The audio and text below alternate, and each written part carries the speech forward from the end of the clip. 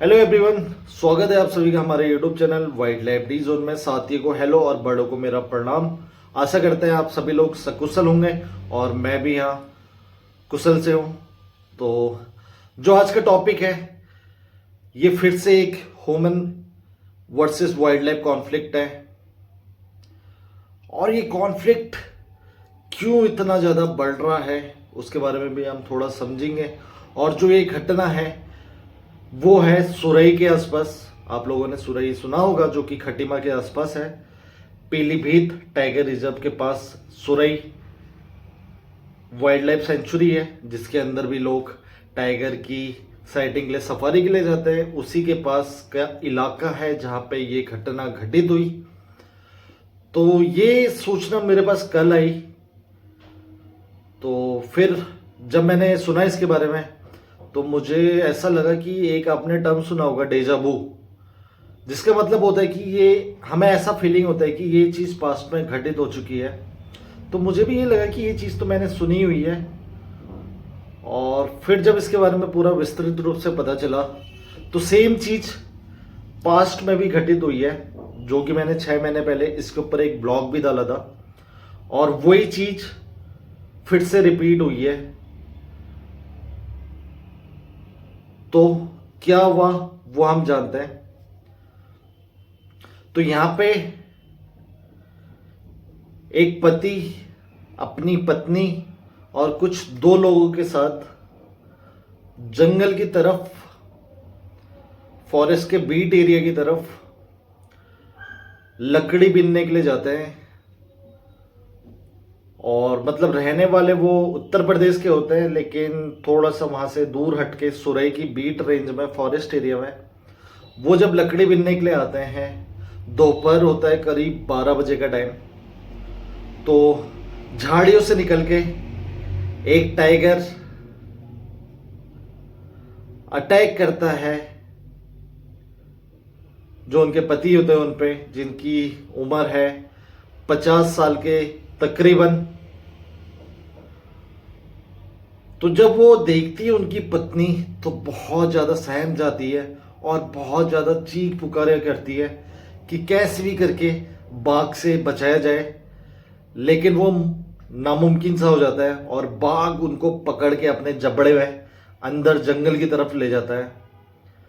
और उतने में जो साथ में कुछ लोग थे उनके, वो तुरंत सुरई के फॉरेस्ट वाले एरिया में सूचना देते हैं कि ऐसा हादसा हो गया है और बाघ ने एक इंसान को अपना निवाला बना दिया है और जंगल की तरफ ले गया है।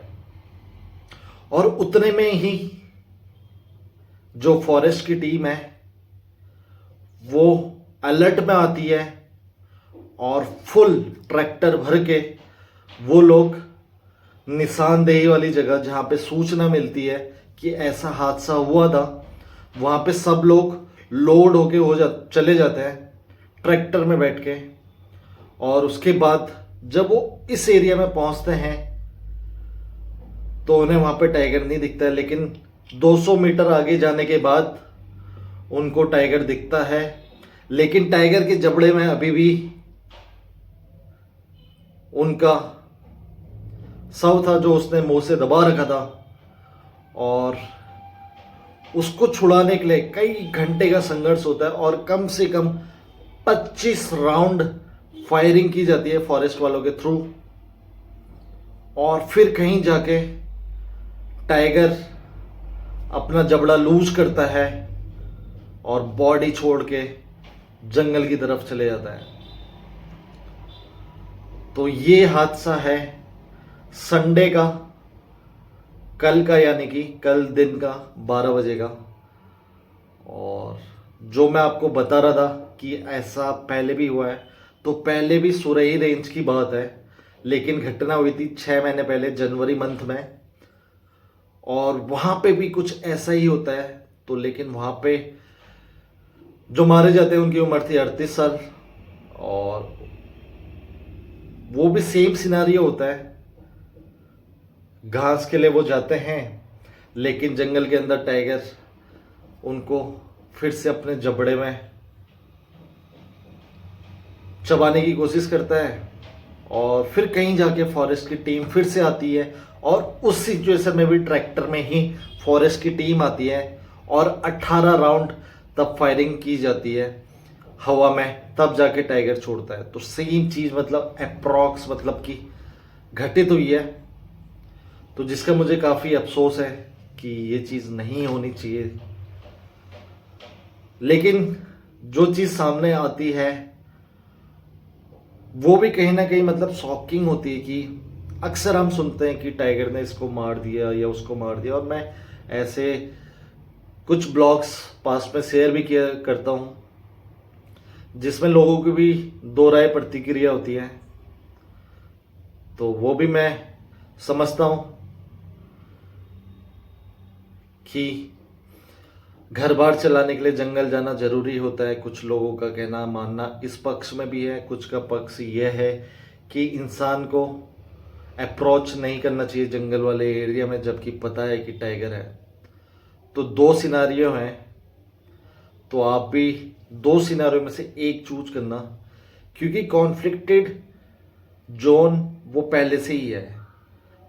पीलीभीत के आसपास कंटिन्यू हर महीने कोई ना कोई मारा जा रहा है, और खेत से लगे हुए जंगल हैं, जंगल से लगे हुए खेत हैं, या मैं कहूँ कि जंगल जो कटने के बाद खेत का रूप ले लिए हैं, ऐसी जगहें हैं। और उसके अलावा भी जो फॉरेस्ट के अंदर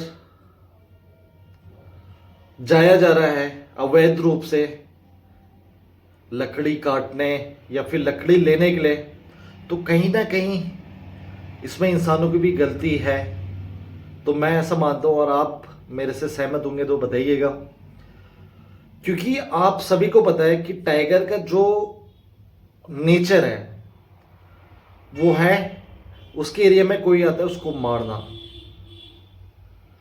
तो भले ही वो लकड़ी बीनने वाले हों या कोई पार्टी करने वाले हों या कोई भी हो, सिचुएशन सेम रहती है।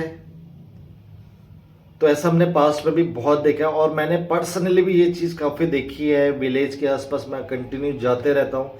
इवन एक बार जब मैंने लोगों को भी बोला था कि टाइगर पास में है, उसके बाद भी कुछ विलेजर्स गए थे, हालांकि उनको कोई हानि नहीं हुई थी, वो वापस आ गए थे और उनके जस्ट बैक से ही टाइगर क्रॉस हुआ था।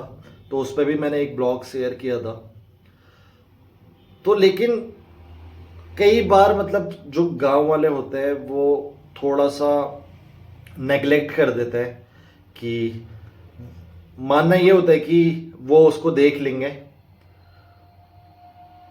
या फिर वो कुछ करता नहीं है काइंड ऑफ। लेकिन कई बार अक्सर क्या होता है ना कि मतलब आपस में जब मुठभेड़ हो जाती है, और खासकर जो ये इलाके हैं, सुरई है, पीलीभीत है, और जो जिम कॉर्बेट के मोहान है, सुंदर खाल है, तो वहां पे ना कॉन्फ्लिक्ट संघर्ष बहुत ज्यादा होता है।